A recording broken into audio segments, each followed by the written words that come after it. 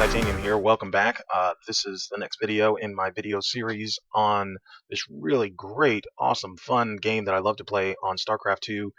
It's an arcade game. It's actually free to play. I didn't realize that, but it is free to play. So if you don't have this game, you can actually go download the free to play version on StarCraft's website. Go to blizzard.com or whatever it is, Google search it, and you can download it for free. And then be able to play this really awesome arcade game. And it's called Era Zombie Defense, and it's really fun. But anyway, in this video, I wanted to go over upgrades. A lot of guys starting off don't really know what the upgrades are, where you go to get the upgrades, and what you should upgrade. What do you need to upgrade starting off? So this is my personal preference on what to upgrade, and in the end, it makes a really strong economy and really strong units, and I can get to 4th and 5th era very easily. You won't see my bases getting wiped out. I don't quite remember. This is a replay, so I don't quite remember how well I did on this game, but I'm going to walk you through it and tell you what you need to upgrade.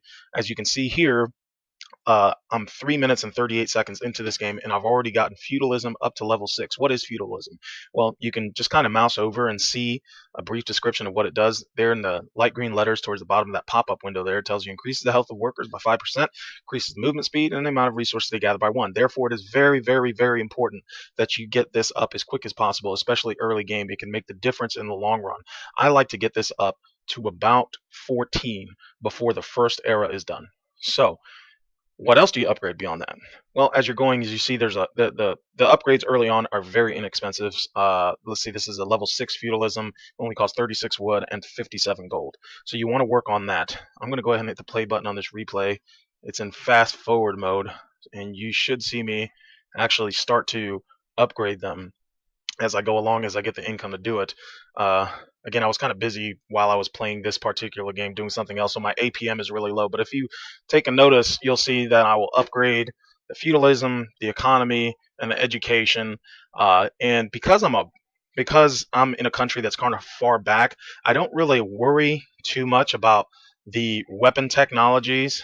I'm going to pause that so my frames per second goes up. But my weapons technology, military discipline, structure durability, and fortifications, these affect more or less early game the more advanced bases like Sweden, Russia, Germany, and Turkey. You really want to work on those as early as possible. Of course, they get more income starting off, so it's kind of balanced. But when you're somebody like Great Britain and you're in the back, you really want to work on your economy first. You really want to work on your economy. So the most important two here that I'm going to go ahead and tell you to do are going to be feudalism. You want to get that up to about 14. Some people say 12 and 13 is okay. I like to get up to 14, 15 if I can swing it. You want to get your economics up as high as possible. Usually I go up to about 8 or 9, and then I start working on other things. Education. This is kind of a tricky one because some people like to move through the eras really quickly. If you're just starting playing this and you're not really comfortable, you can kind of forego this one for the time being because it does increase your era progression really quickly, and you might miss out on the really good upgrades, which are these down here, these 5 on the bottom. You really want to grab all these because they are era specific. If you see right there in the kind of neon green, it says limited upgrade first era. So it is limited to the first era only. And once you get it, it stays with you. But if you don't get it, you will never get that benefit. So like this one right here, increase movement speed of all military units by 25%. That is a huge deal, especially late game. If you missed out on this and the zombies are like super fast, super strong, and you're trying to get away from them so you can kite or do something like that, not going to happen. Not going to happen if you didn't get this one. Decrease the cost of economics. This is, to me, the second most important one because your economy, the amount of income that you get every income cycle, is affected by this upgrade right here, and that's what that affects. And late game, this thing gets very expensive.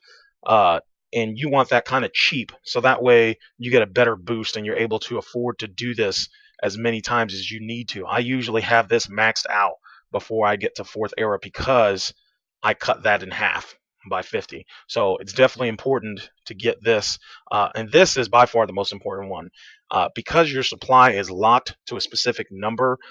Like right now, you see Great Britain's is 140, and I already have 98, so I'm almost at like full saturation. And I barely even at this. I'm at 4 minutes and 50 seconds in this game, and I barely even have any troops or anything left. And in this particular arcade game, buildings cost you supply as well. So it's very important to get this. This is probably the first one that I go after every single time. The education upgrade, again, it's one of those things. If you're a beginner and you don't really want to progress through the eras really fast until you feel a little bit more comfortable with building a strong economy, you can forego this one. But it is very important as you get further along the game, when everybody else is in fourth and fifth era and you're still stuck in third, that puts you at an extreme disadvantage uh, to be able to upgrade and get the right buildings and things you need to stay in competition with the zombies, because they get very powerful very quickly. And then this last one here is Watchmen. This is really important. This kind of upgrade is only available in the first era, and I actually skip this one a lot because late game the towers and things like that for my style don't really matter anymore. But some people highly rely on the tower and the artillery cannons, which I'll show you in a later video as we get more advanced. So this is really important. It gives you huge bonus to sight and range, which can really end up saving you late game as you get more shots in on the incoming zombies as they come through. So it's definitely important to get these five if you can. Get all five of them, but don't sacrifice your economy to get them, especially like these two right here. When you're first starting out, I would say the more important ones to get are supply and the economic theory. The formations, definitely you want these three, but if you're having a choice whether to get this and just be broke and not be able to build your marketplaces and your lumber mills, then just bypass those. Don't worry about them. As you get more and more practice into this game, you got a couple of game rounds under your belt, you'll start to understand the benefit of these. But definitely this one and this one and this one. I'm going to cut this video short because I don't want to put too much time on it. These videos are really huge because I record them at a good frame rate with a good resolution. They're like 2 to 3 gigabytes a piece.